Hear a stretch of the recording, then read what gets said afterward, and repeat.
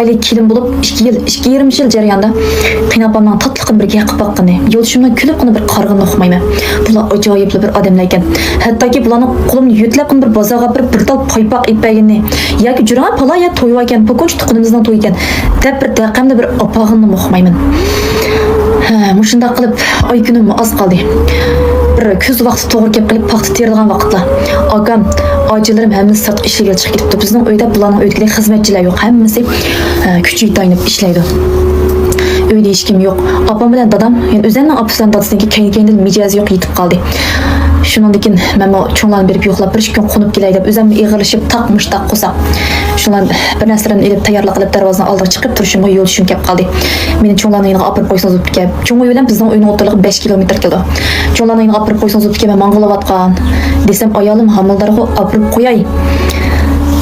Demay Aşu, men shu gapni deb turishim bilan qiynapam ko'nglimni chiqib, men o'g'limni xotinimni to'shiydigan malayliq tug'magan xinim. Mangsingiz o'zingiz mangmamsiz, gaholsingiz qatnash qural to'rapmang, gaholsiz ikki putingizni taynitmang, mening o'g'limni opirib qo'ying demay. Deb shu yerda shu bir zuvonni keldi. Tova qiynapa sizning qizingiz bog'i deyishimni bilaman. Ya neramas, ya beramas.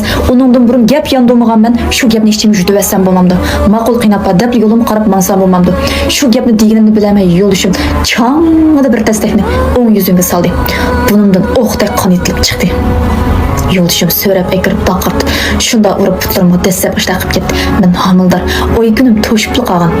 Balki bunda qo'rqinchli erkish yo'qdi, bunda qo'rqinchli qiynani yo'qdi. Hozirgi yangi jamiyatda bunda oila yo'qdi deb qaraydigansiz balki.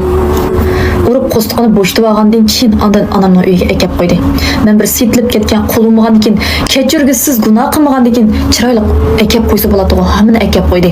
Mening bu ahvolimni ko'rib Acam şu meliga xo'shni bir uyga to'y qilgan bir acam batdi yo'ldoshlar qarab bir ketib qolgan.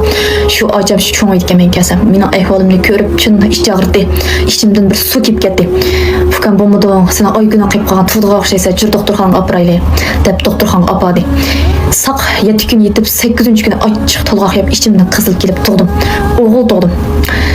Shundaq men tinch aman bir o'g'il yangidim. Taqdir menga ajoyib ig'ir chaqchaq qildiki, men ba'zida taqdirimdan zarlanib qolatdim. Men nima gunoh qildim? Nima gunoh qilganimga buncha azorlanim, buncha bir qorong'uchilik, buncha bir zulmat turmushlarni menga beratdi deb.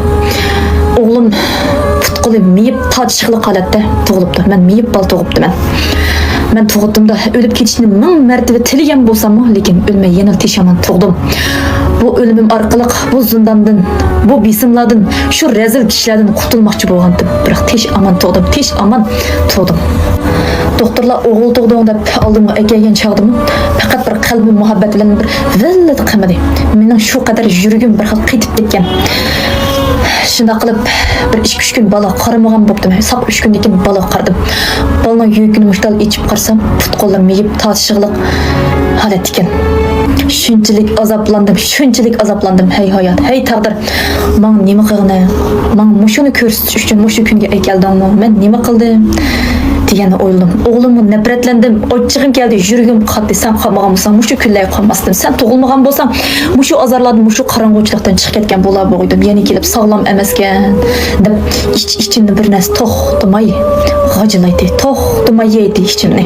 Bu o'g'limni shu kasalchan holatida ko'rib, yuragim par-par bo'lib ketdi. Dastlabda o'zimga nafratlandim. Bolamga ham ochchig'im keldi, lekin bir narsa deb oldim. Nima gunoh bo'lsin? Yuragimda qon iqvatadi.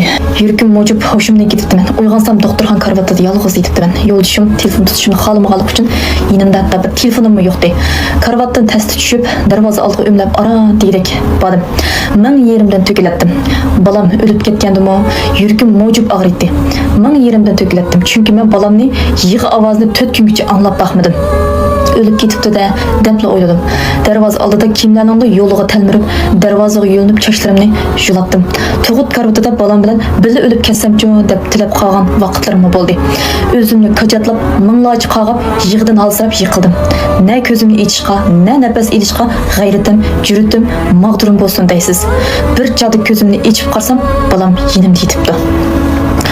Bağrımga bastım, shunchalik bastım, yana qaytadan balamga chidamay yig'lab ketdim. Bola degan ajoyib bo'ladi ekan. Achchiqlandim, nafratlandim deganim bilan yana ochiq to'lg'oq yeb 9 oy qo'saq ko'tarib, u men to'qqan bola emasmi? U mening bolam emasmi? Mening bolamga nim bo'pti? Bolam saqiyam ekan deb qaytib bu gapni so'rab ketdim. Nima ish shundoq bo'pti deb to'xtamay so'rab ketdim achamdan. Acamdan qachon kelganini bilmabdim. Hatto yo'lishimninki yenim qachon kelganini bilmabdim. Mening bu bichar turqumga ichi og'rib qoldimi yoki bolasiga ichi og'rirdimi? Acam ikkisi menga qo'shilib ko'zlaridan yosh yiqib yig'lab ketdi. Yig'i bilan hech nima asliga qaytmadi. Shundoq uygimga keldim. 15 kun yotdim. Ammo yemay, ichmay, uxlamay aran shunchalik yotaldim. Ko'zimda bir kunmi yosh qurib boqmadi. Har qandoq bir ana bolaga bo'lgan muhabbati. Bu ojiz to'qilib qolgan bir bolasi bor anlar tushundi mening bu tuyg'urimni deb o'ylayman. Yig'i bilan hech nima asliga qaytmaydi albatta. Shuningdek shuncha ko'nglim eski bo'ladi. Shunda qilib uygimga kelib mana 15 kunmi bir tuzak aram olmay to'shtadim. Tuzak ko'zimda uyqum yo'q. Dadam buning chidimida bo'lg'ay 15-kuni bolamni doktorxonaga aparaylay deb apadik. Qo'saqdagi chog'lar ozuq yetishmagan, 60 ming pul qilinglar deb doktorlar shu taklifni berdi. Qo'saqdagi vaqtda ozuq yetishmagan deb to'g'ri. Qo'saqdagi vaqtda ham ozuq